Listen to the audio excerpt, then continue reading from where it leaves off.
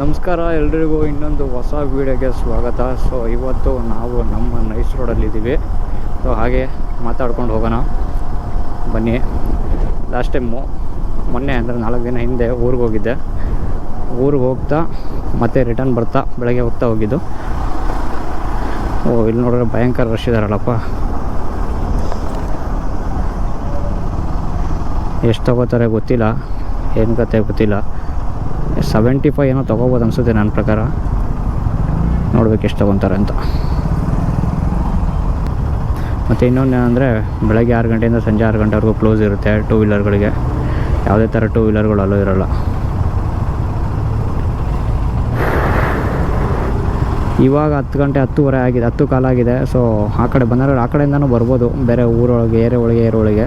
But ಏರೆ ಒಳಗೆ ಬಂದರೆ traffic ತುಂಬಾ ಇರುತ್ತೆ. ಸೊ ಅದರಿಂದ ಅಮೌಂಟು 75 ರೂಪಾಯಿ ಹೋದರೆ ಹೋಯ್ತು ಅಂತ ಬರ್ತಾಯಿದ್ದೀನಿ. ಆರಾಮಾಗಿ ಹೋಗಬೇಕು. 400 ಕಿಲೋಮೀಟ್ರ್ ಟ್ರಾವೆಲ್ ಮಾಡಿರೋದ್ರಿಂದ ಸುಸ್ತಾಗಿಬಿಟ್ಟಿರ್ತೀನಿ. ಬನ್ನಾರ್ಘಟ್ಟ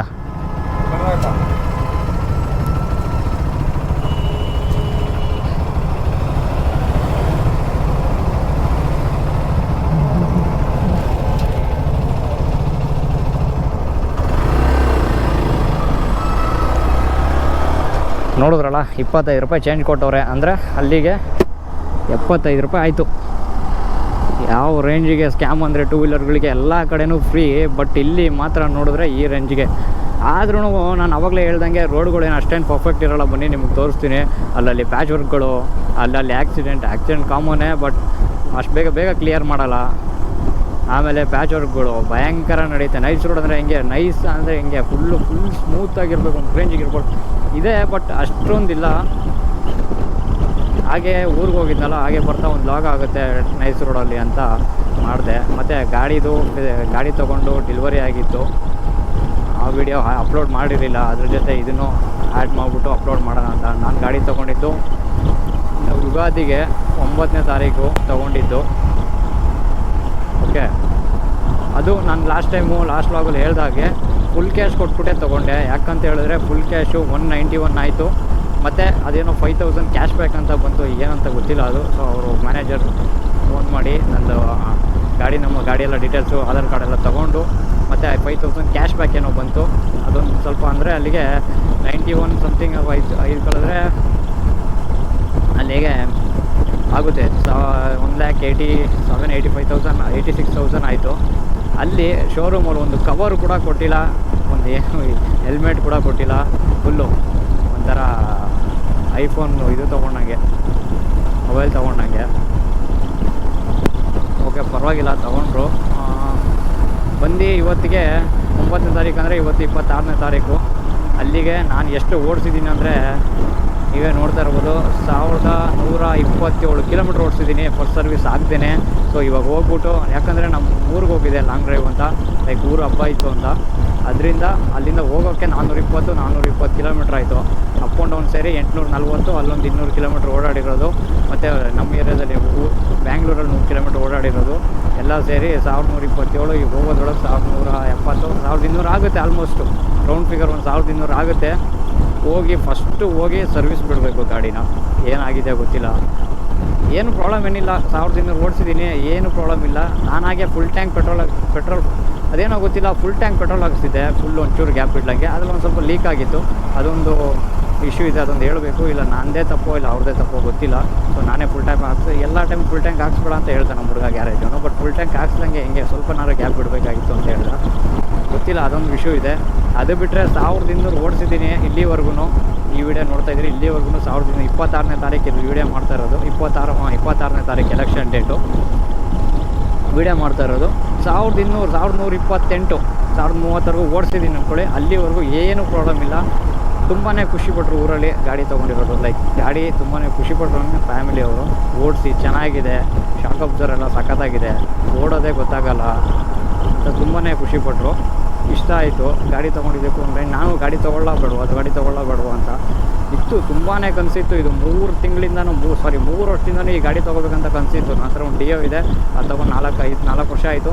ಅದಾದಮೇಲೆ ಇದು ಲೈಕ್ ತೊಗೋಬೇಕು ನನಗೆ ಚಿಕ್ಕ ವಯಸ್ಸಿಂದನೂ ರೇಸಿಂಗ್ ಥರ ಬೈಕ್ಗಳು ತೊಗೋಬೇಕು ಅಂತ ತುಂಬಾ ಆಸೆ ಇತ್ತು. ಸೊ ಅದೊಂಥರ ನೋಡೋಕೆ ಲುಕ್ ಅದೇ ಥರನೇ ಇರೋದ್ರಿಂದ ಸಖತ್ ಇಷ್ಟ ಆಯಿತು. ಫಸ್ಟು ನನಗೆ R15 ಇಷ್ಟ ಆಯಿತು, ಬಟ್ ಅದು ಇವಾಗೂ ಇಷ್ಟನೇ, ಇಷ್ಟ ಇಲ್ಲ ಅಂತಲ್ಲ. ಈ ಥರ ಲಾಂಗ್ ಡ್ರೈವೆಲ್ಲ ಹೋಗೋಕ್ಕಾಗಲ್ಲ. ನಾನು ಕಂಟಿನ್ಯೂಸ್ಲಿ ಒಂದು 15 ನಿಮಿಷ ನಿಲ್ಲಿಸಿರ್ಬೋದು ಅಂದ್ಕೊಳ್ಳಿ, ಸೀರಿಯಸ್ಲಿ 15ರಿಂದ 20 ನಿಮಿಷ ನಿಲ್ಲಿಸಿದ್ದೀನಿ ಅಷ್ಟೇ. ಕಂಟಿನ್ಯೂಸ್ ಆಗಿ 400 ಇನ್ನೇನು 30 ಕಿಲೋಮೀಟ್ರ್ ಹೋದರೆ ಬನ್ನಾರಘಟ್ಟ ರೋಡು, ಅಲ್ಲಿಂದ ಒಂದು 5 ಕಿಲೋಮೀಟ್ರ್ 6 ಕಿಲೋಮೀಟ್ರ್ ನಮ್ಮ ಏರಿಯಾ ಕಂಟಿನ್ಯೂ ಆಗಲಿ ಕೂತಿದ್ದೀನಿ. ಒಂದು ಚೂರು ಬ್ಯಾಕ್ ಪೇನ್ ಇಲ್ಲ, ಓಕೆ, ಲೈಟಾಗಿ ಒಂದು ಅಂಡ್ ಪೇನ್ ಇದೆ. ಕಂಟಿನ್ಯೂ ಆಗಿ ನಾನು ಓಡಿಸಿದ್ದೀನಿ, ಒಂದು ಚೂರು ಬ್ಯಾಕ್ ಪೇನ್ ಇಲ್ಲ. ಖುಷಿ ಆಯಿತು. ಈ R15 ಏನಂತ ಹೇಳಿದ್ರೆ ಫುಲ್ ಬೆಂಡಾಗಿ ಓಡಿಸ್ಬೇಕಲ್ವ, ಸ್ವಲ್ಪ ಬ್ಯಾಕ್ ಪೇನ್ ತುಂಬ ಬಂದ್ಬಿಡುತ್ತೆ, ಕೂತ್ಕೊಂಡಿರೋಕ್ಕಾಗಲ್ಲ. ಅದರಿಂದ ಸ್ವಲ್ಪ ಯೋಚನೆ ಮಾಡಿದೆ. ಮತ್ತು ನಾನು ಟೂರಿಂಗ್ ತುಂಬಾ ಹೋಗ್ಬೇಕಂತ ಇದ್ದೀನಿ, ಟ್ರಾವೆಲ್ ಲಾಗ್ಸ್ ತುಂಬಾ ಮಾಡ್ಬೇಕಂತ ಇದ್ದೀನಿ, ತುಂಬಾ ಸುತ್ತಬೇಕಂತ ಇದ್ದೀನಿ. ಅದಕ್ಕೆ ಒಂದು ರೇಂಜಿಗೆ ಮೈಲೇಜು ಓಕೆ, ಮತ್ತು ನನಗೆ ಗಾಡಿ ಹೈಟ್ ಮಾತ್ರ ಸಖತ್ ಹೈಟ್ ಆಗುತ್ತೆ. ಗಾಡಿ ನಾನು ಇರೋದೇ ಶಾರ್ಟು, ಗಾಡಿ ಐತೆ ಮಾತ್ರ ಎಲ್ಲ ಊರಲ್ಲಿ ಕೇಳೋದು, ಇಷ್ಟೊತ್ತು ಐತಲ್ಲ ಗಾಡಿ ಐತೆ ನಿನಗೆ ಎಟಗಿಸುತ್ತಾ, ಇಷ್ಟೊಂದು ಐತಲ್ಲ ಗಾಡಿ ಐತೆ ನಿನಗೆ ಎಟಗಿಸುತ್ತಲ್ಲ ಅಂತ ಹೇಳ್ತಾಯಿದ್ರು.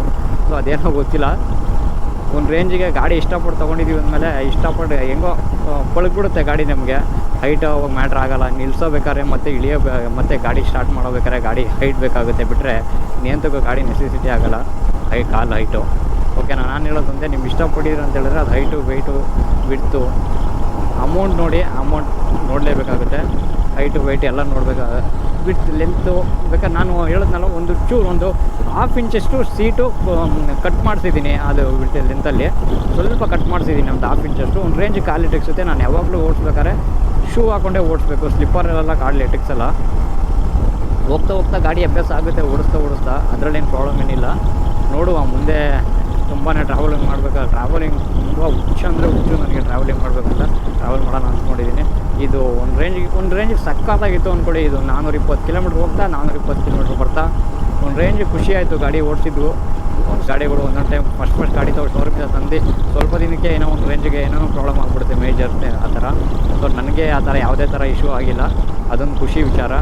ಅದೊಂದು ಅಕಸ್ಮಾತ್ ಏನಾದ್ರು ಆ ಥರ ಆಗಿತ್ತು ಅಂದರೆ ಭಯಂಕರ ಬೇಜಾರಾಗ್ತಾಯಿತ್ತು ಬಿಡಿ. ಅದೊಂದು ಅದು ಬಿಟ್ಟರೆ ಗಾಡಿ ಮಾತ್ರ ಸಕ್ಕತ್ತಾಗಿದೆ. ಯಾರೆಲ್ಲ ತೊಗೋಬೇಕಂತ ಇದ್ದೀರಾ ಟೂರಿಂಗ್ ವೆಹಿಕಲ್. ಈಗ ಏನಂದರೆ ಒಬ್ರೊಬ್ರು ಹೇಳ್ತಾರೆ, ಸೊ ಸಿ ಸಿ ಕಮ್ಮಿ 199 cc, ಲಾಸ್ಟ್ ಅಂದರೆ 130ವರೆಗೂ ನುಗ್ಗುತ್ತೆ. ಇನ್ನು ಮೇನ್ ಥಿಂಗ್ ಅಂದರೆ ಚಾರ್ಜಿಂಗ್ ಪಾಯಿಂಟ್ ಕೊಟ್ಟಿದ್ದಾರೆ. ಅದು 199 cc ಇರೋದ್ರಿಂದ 130ವರೆಗೂ, ಒಂದು ವೆಯ್ಟ್ಲೆಸ್ ಇದ್ದರೆ ನಮ್ಮಂಥವ್ರು ಇದ್ದರೆ 130ವರೆಗೂ ನುಗ್ಗುತ್ತೆ, ಪರವಾಗಿಲ್ಲ.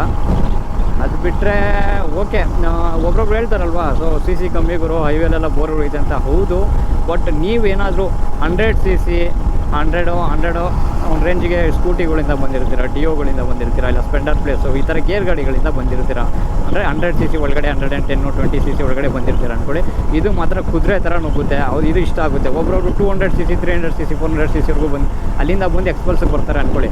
ಅವ್ರಿಗೆ ಅಷ್ಟು ಮಜಾ ಇರೋಲ್ಲ, ಓಕೆನಾ.